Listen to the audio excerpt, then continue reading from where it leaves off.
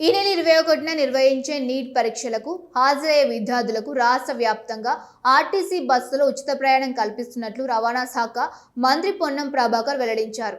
మంత్రులు లక్ష్మణ్ కుమార్, పొన్నం ప్రభాకర్ కరీంనగర్ జిల్లా మానకొండూరు మండలం తిమ్మాపూర్ నుంచి కరీంనగర్ వరకు ఆర్టీసీ బస్సులో ప్రయాణం చేశారు. ఈ సందర్భంగా ఆయన మాట్లాడుతూ తెలంగాణ రాష్ట్రంలో మహిళలకు ఆర్టీసీ బస్సులో ఉచిత ప్రయాణం కల్పించిన ఏకైక ప్రభుత్వం కాంగ్రెస్ అని మంత్రి తెలిపారు. కాంగ్రెస్ ప్రభుత్వం ఏర్పడిన తర్వాత ఆర్టీసీలో ఉద్యోగుల సంఖ్య పెంచామని, ఆర్టీసీ కార్మికులకు అన్ని వసతులు కల్పించే విధంగా కృషి చేస్తున్నామని మంత్రి పొన్నం వివరించారు. ఆర్థికంగా మహిళలను బలోపేతం చేసేందుకు ఆర్టీసీ బస్సులకు యజమానులను చేశామని గుర్తు చేశారు. ఆర్టీసీలో మరిన్ని సేవలను తీసుకువచ్చేందుకు ప్రభుత్వం సిద్ధంగా ఉందన్నారు. ఈ నెల 21న జరిగే నీట్ పరీక్షలకు ఆర్టీసీ బస్సులో విద్యార్థులు ఉచితంగా ప్రయాణించే అవకాశం కల్పించనున్నట్లు మంత్రి తెలిపారు. లెక్క చేయకుండా పరిపాలన చేసిన మీరు ప్రజాపాలన మా ప్రభుత్వాన్ని అనేది మరి ఈరోజు ఒక మాట మాట్లాడుతున్న హరీష్ రావు గారు, ఏదైతే సెంట్రల్ ప్రొక్యూర్ జరిగిందో ఆ సెంట్రల్ ప్రొక్యూర్ సంబంధించిన ఫైల్ మొత్తం మా దగ్గరికి వచ్చింది. సోషల్ వెల్ఫేర్ మినిస్టర్గా ఆ ఫైల్ మీద మేము సంతకం పెట్టినాం.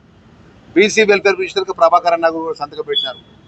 ముఖ్యమంత్రి గారు ఈ రాష్ట్రంలో 27 లక్షల మంది విద్యార్థులు గొప్పగా ఉండాలి, ఉన్నతమైన స్థాయిలో వాళ్ళకి షూస్ కానీ, బట్టలు కానీ, వాళ్ళకి బుక్స్ కానీ, ఇంకా ఇతర సామాగ్రి ఉండాలని చెప్పి గొప్ప ఆలోచనతోని సెంట్రల్ ప్రొక్యూర్ చేస్తే ఆ సెంట్రల్ ప్రొక్యూర్ యొక్క టెండర్ వాల్యూ 600 కోట్ల రూపాయలు, 683 కోట్ల రూపాయలు. అదేవిధంగా ప్రభుత్వ సంస్థలకు ఇచ్చినటువంటి ఏదైతే లిడిక్యాప్ కానీ, మన చేనేతకు సంబంధించినవి కానీ, ప్రభుత్వానికి సంబంధించినటువంటి రంగ సంస్థలకు ఇచ్చినవి 500 కోట్ల రూపాయలు. అంటే మొత్తం 1142 కోట్ల రూపాయల యొక్క సెంట్రల్ ప్రొక్యూర్ జరిగితే తెలంగాణ వ్యాప్తంగా ఆ కొన నుంచి కొన దాకా పోవడానికి ఉచితంగా బస్సు సౌకర్యం కలగజేసినటువంటి అంశం మనందరికీ తెలిసిందే.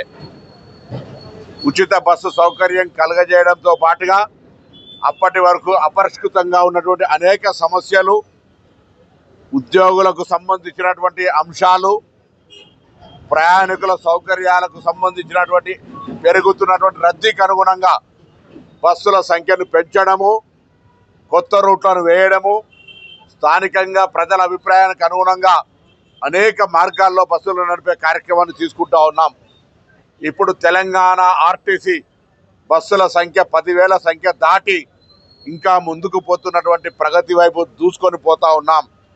మహిళలకు ఉచితంగా ఇవ్వడమే కాక మహిళా సంఘాలను యజమానులుగా చేసి దేశంలో చరిత్రలో మొదటిసారి మహిళా సంఘాల ద్వారా బస్సులను ఆర్టీసీలో నడుపుకొని వాళ్లకు కిరాయిస్తున్నటువంటి ఏదైనా రాష్ట్రం ఉంది అంటే అది తెలంగాణ.